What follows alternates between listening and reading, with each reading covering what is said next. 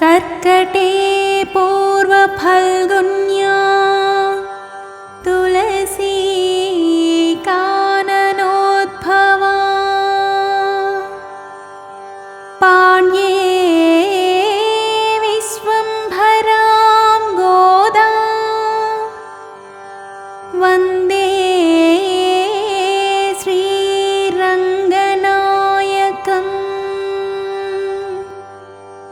केसुकीसेन्रेङ्गुम् आनयिच्चात्तन् कलन्दु पेसिन पेच्चरवम् केट्टिलयो पेप्पेण्णे कासुं पिरप्पुं कलकलप्प कैपेर्तु वासनरुं कुळलायिच्चियर मत्तिनाल ओसैपडुत्त तैररवं केट्टिलैयो नायकப் பெண் பிள்ளாய் நாராயணன் மூர்த்தி கேசவனை பாடவும் நீ கேட்டே கிடத்தியோ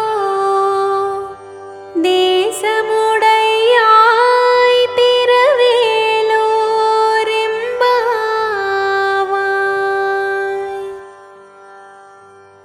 తిరుప్పావై పాసుర భావము.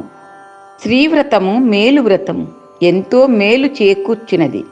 ఆ మేలు తను చెలులకు కూడా కలగాలని చెలులను మేల్కొల్పుతుంది గోదాదేవి. ఇంటింటికి వెళ్ళి చెలులను మేల్కొల్పుతుంది. ఉషోదయములో భరద్వాజ పక్షులు సందడిగా కీచుకీచుమని కూయుచున్నవి. నీవు వినలేదా? ఇలా మొద్దు నిద్రపోతున్నావేమి?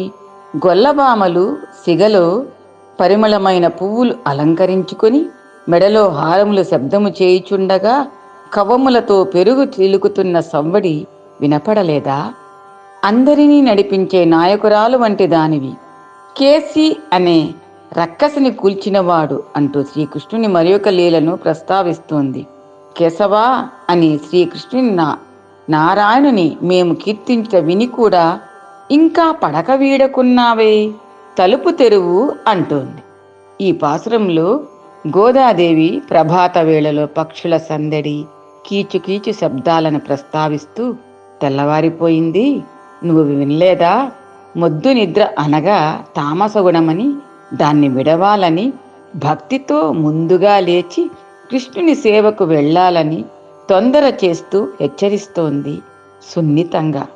ఇక రేపళ్లలో గొల్లబామల కొప్పులు, పూల అలంకరణ, మెడలో హారాల శబ్దము, చేతి గాజుల సవ్వడి, పెరుగు చిలుకుతున్న శబ్దము అన్నీ కలిసి వాయిద్యములతో కూడిన సంగీత కచేరీ తలపిస్తూ శబ్దాలు వస్తూ ఉంటే ఇంకా నిద్రపోతున్నావా అని అడుగుతోంది.